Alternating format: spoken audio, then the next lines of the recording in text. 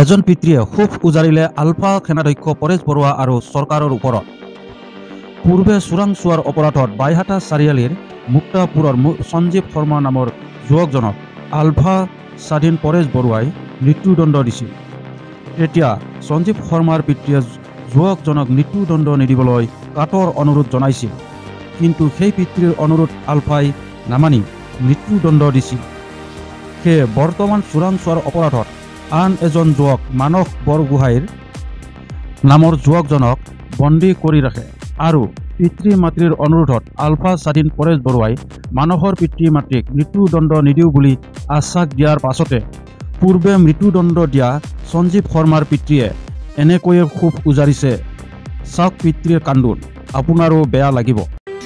আজি মই কিমান কষ্ট পাইছো, মই দুখ পাইছো, বহুত দুখ পাইছো। মামৰ চলি নামন ইমান নামতে মাক এৰি থৈ গৈছে, সেইকাৰণে মই কৈছো মোক চলিটো গতে দিয়ক। আৰু মই এনেকে কৈছিলো আপোনালোকক যদি কিবা ক্ষতিও কৰিছে মই ক্ষতিপূৰণ দিম বুলি কথা দিছিলো। এইবাৰ চৰকাৰে গুপ্ত চৰকাৰে পৰেশ বৰুৱাক ধৰিবৰ কাৰণে পঠাইছিল। মই হাজিৰা কৰিব যাব লগা হৈছে, সৰি বেছি ভাত খাব লগা হৈছে। মই ইমান মানতে মাক মৰছি, তাক মই কান্ধত তিনিটা চলি মই কান্ধত লৈ বোকাত লৈ মাছ বেচা যাওঁ, খৰি বেচা যাওঁ, হাজিৰা কৰিব যাওঁ, খুজিব যাওঁ, গম পাইছি নে নাই? সেই চলি আজি মন নহয় বেছি কিমান কষ্ট পাইছে। আৰু পৰেশ বৰুৱাৰো জ্ঞান নাই। পৰেশ বৰুৱা যদি থাকিলে হয়, জ্ঞান থাকিলে হয় 17 বছৰীয়া চলিটোক মৃত্যুদণ্ড নিদিলে হয়।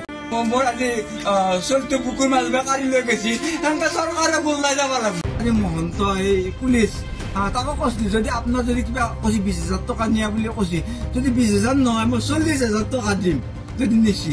আৰু মই ঘৰ ভিতৰতো বেচিব পাৰিম নে, বেচিব মোক চলিটো লাগে।